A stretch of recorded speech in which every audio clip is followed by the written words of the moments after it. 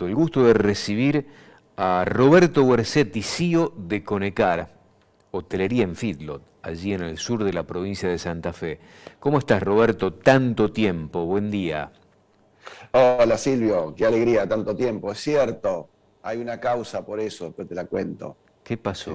Contámela ahora. Nada, estamos creando una nueva empresa, Silvio, en este desastre ¿En de la serio? ¿Una economía de la nueva Argentina empresa? política. Bueno, Claro, felicitaciones. viste, vos conocés Conecar Nutrición, Sí, conocés el campo, obviamente el Fildo, donde tenemos toda la actividad de hotelería sí. ganadera, y en plena pandemia empecé a ver la posibilidad de hacer una industria metalmecánica, ingeniería metalmecánica, sabiendo que estamos en la cuenca prácticamente productiva metalúrgica de maquinaria agrícola del país, vos lo sabés, ¿Para producir Cañada, Mi qué? Pueblo, Sí, sí, las mirá, parejas, las Armstrong, las parejas Armstrong, rosas. todo.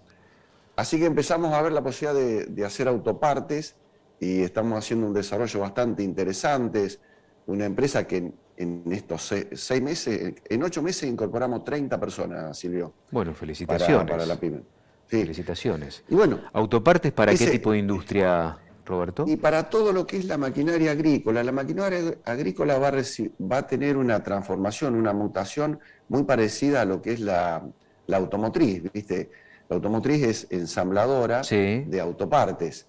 Bueno, la maquinaria agrícola ha evolucionado mucho, sobre todo empresas de primer nivel de acá de la zona, sí. que también empiezan a ensamblar, aparte de producirse sus propios Para ser más este, eficientes, claro. para ser más eficiente, obviamente. Y eso genera una demanda de autopartistas, obviamente. Y es un nicho de mercado que lo estuve viendo y bueno, y nos está yendo muy bien. A pesar de toda esta coyuntura, el concepto de negocio es bueno. Y ahora, bueno, está todo lo que vienen hablando, que estabas hablando vos recién también, de todas las trabas que se tienen para todo aquel que quiere hacer algo. Pero bueno, vos me conocés y ya hace muchos años que luchamos contra estas piedras que nos van poniendo permanentemente. Sé de tu espíritu emprendedor y bueno, felicitaciones por esta iniciativa, Roberto. Te pregunto justamente por todo esto que veníamos hablando, inclusive hay un comunicado de Caena, vos brindás servicio de nutrición y hay mucha preocupación para importar insumos vitales, para generar premezclas y hasta alimentos balanceados. ¿Es el caso de ustedes también? ¿Tienen algún inconveniente en ese aspecto? Y todavía no, pero eso se avecina para no más de 30 días. Vamos a tener el problema toda la industria, o sea, de mayor a menor en la industria, en lo que tenga que ver con mascota, que es con mucho más componente importado. Sigue con monogástrico, el monogástrico necesita mucho aminoácidos, vitaminas especiales. Rumiante ya necesita algo menos, pero las premezclas que van prácticamente, que enviamos a todo el país, se basan en vitaminas, minerales, aminoácidos, morencina, todos aditivos que en gran parte son importados e indispensables en la dieta. O sea, nosotros no fabricaríamos si no tuviéramos esos productos y creo que ningún colega lo haría poder fabricar sin esos ingredientes. Ujú. Es como fabricar un auto sin ruedas, o sea, no tiene sentido. Así que estamos ante un riesgo muy grande. Por eso digo, dentro de la expectativa de crecimiento, de querer hacer, de buscarle la vuelta a esta coyuntura permanente, aparecen esos temas que, ya te digo, el de la importación de insumos va a ser muy grave para la industria. ¿Y hoy están importando a precio dólar oficial o con todo este lío que se ha generado en las últimas horas, eso también tiene alguna corrección?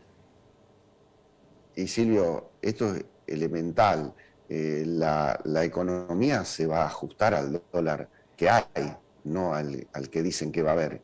Yo te hago Ajá, un ejemplo en la metalmecánica que es más fácil. sí, a ver. La chapa, el año pasado, en menos de 18 meses, la chapa Sí, pasó de 90 centavos de dólar a 1,80 dólares, o sea, a $1,80. O sea, aumentó el doble, o sea, 100%. vale lo mismo. Claro, en realidad vale 90 centavos de dólar billete. O sea Claro. que la economía ajusta a lo que puede hacer. Si no se pueden comprar insumos porque no hay dólares del Banco Central, el importador automáticamente va a tener que comprar dólares en el mercado del dólar MEP, no sé cuál es el dólar de importación, pero va a tener que ir al dólar de 2,70, 2,60, 2,50. Eso va a hacer que esos insumos valgan eso y el alimento pase a ajustar en consecuencia y lo va a pagar el precio de la carne, del pollo, del cerdo, de la vaca. O sea, lo que se quería poner como carne más barata, se Sí. hace exactamente lo contrario. En la primera medida de la restricción de exportaciones y en la segunda medida que no podía importar. Atacaron los dos frentes que van en contra de lo que querían buscar. Cerrar exportaciones y cerrar importaciones. No le pongamos la palabra cerrar porque no les gusta. Restringieron las exportaciones y ahora restringen las importaciones. El resultado es más que obvio. Ahora, Roberto, es cierto lo que estás diciendo, pero el precio de la hacienda, del valor de la hacienda en pie, no lo pone el productor, lo fija el mercado, y vamos camino, por lo menos unas cuantas semanas por delante, por no decir por lo menos un par de meses, a cierto nivel de equilibrio por una cuestión de estacionalidad, con lo cual esto te come capital de trabajo, porque vos tenés que seguir vendiendo al mismo precio, como viene ocurriendo ya desde hace 2 meses, y hay una inflación que cada vez es más dolorosa para el bolsillo y el costo de vida de ese productor. Sí, sí, la carne siempre corrió de atrás, Silvio, lo hemos hablado, que el negocio del feedlot, cuántas veces tuvo años de quebrantos enteros, lo hablamos en la Cámara, quebrantos de años enteros. Por ahí la cría, la recría pudo zafar, tuvo algunos precios buenos, compensados o comparativamente con la evolución del dólar o de cualquier otro insumo, estuvo bien posicionado y a la vez tiene un insumo de consumo que es el pasto, que en situaciones con climas buenos, la conversión de 1 kilo de carne de recría no es tan oneroso. Pero cuando fuimos al cereal con el primer impacto de la guerra de Ucrania, el aumento de los cereales, ese impacto nos hizo un año casi seguido de quebranto. Ahora se estabilizó un poco. Cuando te descuidas 4 meses a un 5 o 6% de inflación, perdiste un 20%. Si la carne no lo ajusta, automáticamente volvés a quebranto. En un sector que tiene una carga impositiva muy grande, que el ciclo es corto, imagínate que es muy difícil. Roberto, ¿consiguen gasoil? Si lo consiguen, porque ustedes demandan mucho volumen de gasoil para el desarrollo productivo dentro del establecimiento, las máquinas se mueven a gasoil. ¿El precio Sí. sigue siendo el mismo o tienen que convalidar otro precio diferente del que vemos nosotros aquí en el surtidor? Mira, después de mucha trayectoria con los proveedores, cumplimos este año 40 años, uno va teniendo cierta relación que hace que la situación sea más racional. Pero si pasa y la zona centro del país fue quizás la menos afectada. Pero si pasa un camión a buscar combustible, muchas veces en muchas estaciones está pagando sobreprecio. Nosotros no lo hemos pagado todavía, pero quizás es por lo relacional. Pero en realidad muchos han sufrido el costo del gasoil y sobre todo en la zona que tienen menos difusión, la zona del norte. Generalmente cuando pasan estas cosas, la zona más afectada o las regiones más afectadas son las más alejadas a la opinión pública. Eso es estrategia natural de la política. ¿Con qué nivel de ocupación está trabajando Conecar? Porque nos dicen que los feedlot están trabajando como hace tiempo no estaban operando cuando hablamos de encierre. Sí, nosotros estamos llenos de vuelta, estamos con 11.000 animales, bien, pero es lo que nosotros teníamos siempre. Nosotros tuvimos prácticamente en el periodo anterior, entiéndase periodo anterior, periodo político normal, estuvimos llenos siempre. Nosotros, el cambio del 2015 fue que se traspasó de engorde de animal liviano, de Sí. ternero, a engorde pesado, en función de una apertura económica que se hizo el mundo, que hizo Macri, una apertura con el mundo que nos llevó a 900.000 toneladas de exportación. Y ahora empezamos el proceso, el retroceso hace ya 2 años y medio, 3, que empieza ese retroceso que nos va, lo que hoy estaríamos en 1,5 millones de toneladas, vamos a ir a 700, a 600, a 500 en algún momento, porque obviamente con todas estas políticas, imagínate que sobre todo cuando vos estás hablando de una exportación, nosotros estábamos haciendo un trabajo extraordinario, vos lo viste, con Copra, con Arrevif, lo hicimos también con Frigo Rafaela, haciendo carnes para nichos especiales, donde había animales 200 días, 250 días en filo, con un trabajo extraordinario, con ecografía, todo. Ese tipo de encierre sin ciertos aditivos es imposible, porque al animal en un encierre tan grande, no te lo puedo explicar Rodolfo técnicamente, necesita ciertas vitaminas, ciertos aminoácidos que obtiene del campo y en el corral no se lo puede dar, se lo tiene que agregar. Así que, ya te digo, en estas políticas se truncan muchas cosas. El concepto que yo tengo es decir, lo que se podría haber hecho. Es decir, pero Roberto, están los filos llenos, lo que se podría haber hecho. Yo no me conformo con tener la misma cantidad de animales que lo que tenía hace 7, 8 años atrás. Estoy lleno porque no agrandé los corrales, preferir hacer crear otra pyme. Pero hoy tendría que tener 20.000 si copiaríamos la evolución natural. Si no, yo tendría que andar con el forá que andaba cuando empecé, si no evolucionaríamos. ¿Se entiende? Se entiende perfectamente, sí, apenas estás en un punto de equilibrio en la última década, no pudiste crecer en base a tu expectativa.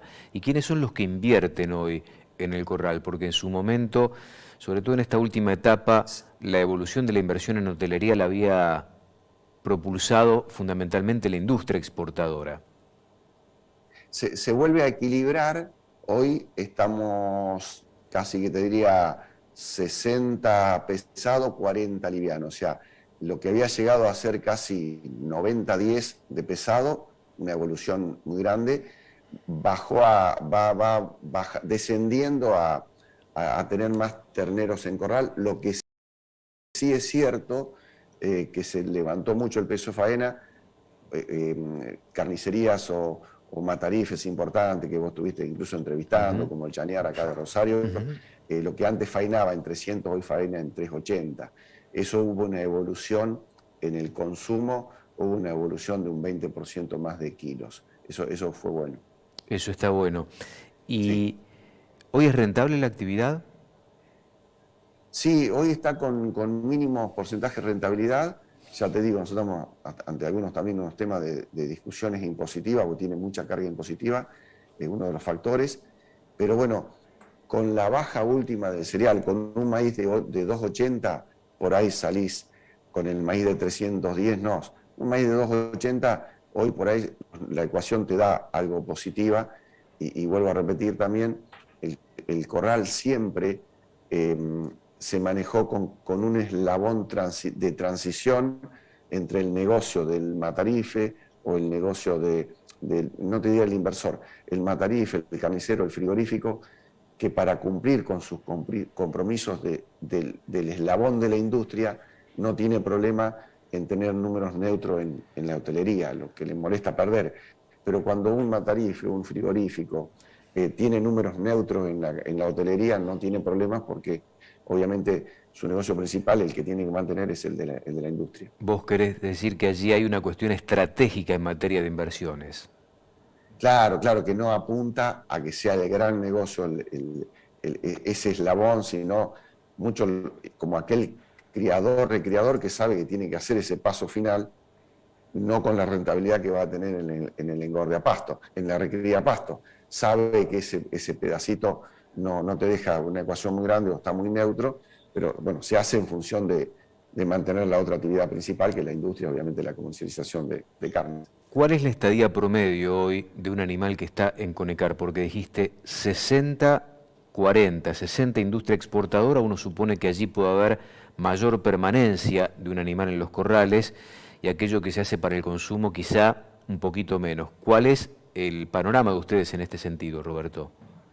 Entra también, Silvio, animales más grandes, o sea, animales más pesados. O sea, también Claro. antes se llegaba a 300 kilos porque entraban animales de 170, 180. Ahora es muy común animales de 240, 260, 270 para llegar a Es decir, esos la recría ya la 380. hizo otro, en otro ámbito. Exacto.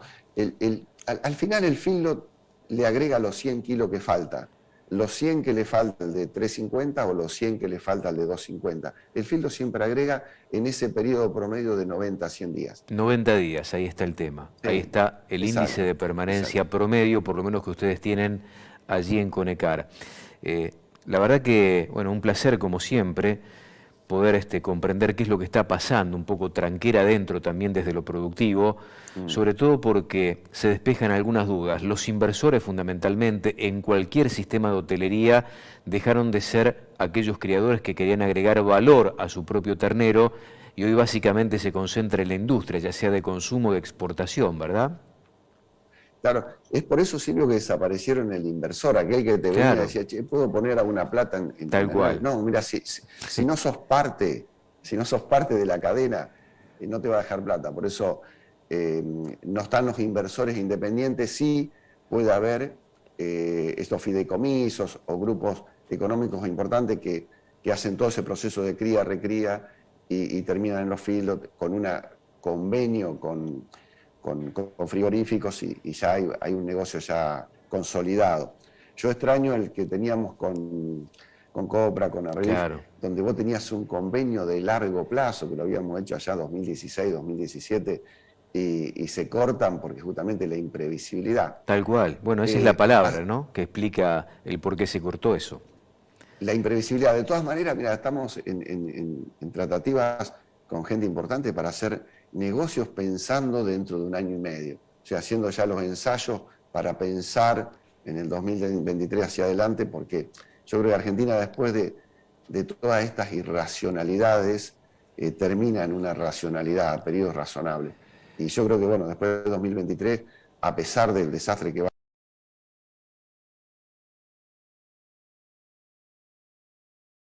a quedar, la forma de salir va a ser de una forma racional y produciendo y cuidando las pymes y cuidando a los productores, cuidando el campo. Yo creo que va a tener que salir eso, se termina de aprender que esto no funciona más. Le estoy Roberto, sí, cambiando, no sí. te pido nombre, estás haciendo un convenio a un año con empresa importante. ¿Esto tiene que ver con industria frigorífica? No, es directamente es plantear desde aquellos, hubo muchos emprendimientos que por ahí no fueron los grandes frigoríficos que después hacían usuarios de los frigoríficos, Ujú. que a veces no tienen el frigorífico, pero sí tienen la posibilidad de hacer negocios. A veces en Argentina se liberan las cosas y después se traban, cuando en realidad deberían regularse. Lo que pasó con los matarifes que no tenían, que exportaron sin tener frigorífico, no es nada grave. No, bueno, de Después hecho, había un problema. pagan el servicio de faena donde van. Claro, porque el problema fue que no hay un control y hay una corrupción total en el gobierno, que había una subfacturación, sobrefacturación. Es un tema de la regulación de política de gobierno mal hecha. Pero después que alguien sea usuario y exporte, no es grave No es que mala lo haga palabra. dentro de los carriles. Claro, mira, en el área industrial donde estoy yo, en una legislación de 20 años atrás, que cuando se hizo el área, se prohibía alquilar. Digo, ¿cómo se va a prohibir alquilar? Alguien puede tener el capital para construir una nave, un galpón, y otro puede tener capital y la capacidad de tener una industria.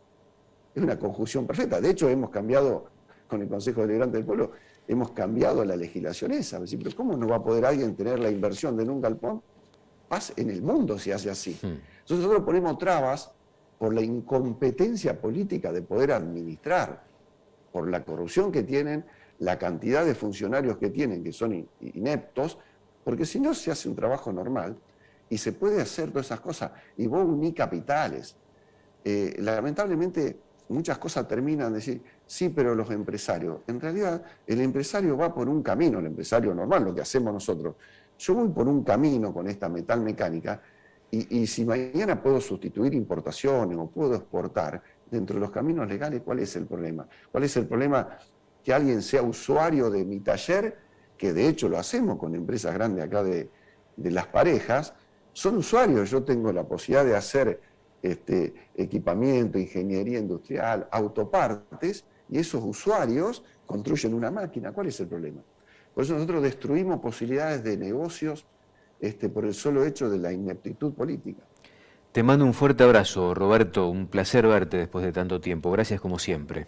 Igualmente, Silvio, te esperamos acá por la zona. Un abrazo grande. Bueno, habrá algún bife en la parrilla en ese caso, ¿no? En algún momento, como de costumbre. Obviamente, obviamente. Por Saludos supuesto, Silvio. a todo el equipo.